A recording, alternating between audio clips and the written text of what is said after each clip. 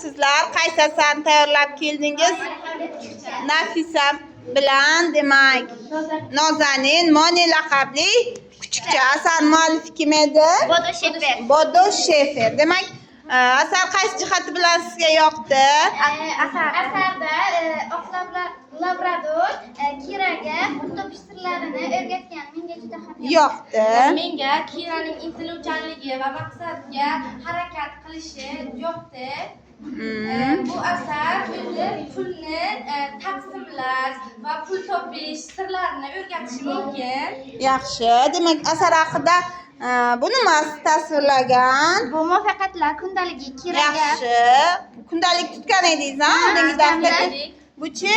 Bu Kiraning hamyonchasi. Sizda ham shunday hamyon va muvaffaqiyatlar kundaligi mavjudmi? Mavjud. Mavjud. Kira uchun xat yozibsiz. Qani Kiraga maktubni o'qib eshittiramiz. Kira, men Bodo Sheferning Moni laqabli kichikcha asarini o'qidim. Sen bu asarda bosh rolda o'ynaganingni bildim. Sen bu asarda juda yaxshi rol o'ynagansan. Sening maqsadga intiluvchanliging va orzularing sari dadil harakat qilishing menga yoqdi va men sendan juda ko'p saboqlar oldim. Yana sendek bo'lishni, maqsadga intilish va harakat qilishni maqsad qildim. Yashang. Demak, sizga asar yoqdi. Yana qaysi asarlarni o'qidik? Yana biz 2 kara 2 5, Yashamoq, sohilga qarab chopayotgan Olapar va yana bir qancha asarlarni o'qidik.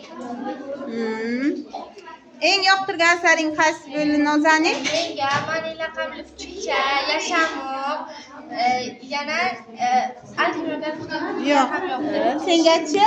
Menga ham Moni laqabli kichikcha Yashamoq asarlar juda ham yoqdi. Yaxshi. Demak, siz kitob o'qish orqali nimalarga erishdingiz? ma'naviy boylikka ega bo'ldik. Biz oldin birinchi kelgan paytlarimiz boshqacha fikrlardik. Hozir kitob o'qigandan keyin boshqacha fikrlaydigan bo'ldik. Qarashimiz kengaydi. Nutqimiz ravon bo'ldi, fikrlashimiz ortdi. Nima qilishni o'rgandingiz eng asosiysi? Nima qilishni? Oldinga sari harakat qilishni, orzu qilishni, maqsadda ortidan ergashishni o'rgandingiz.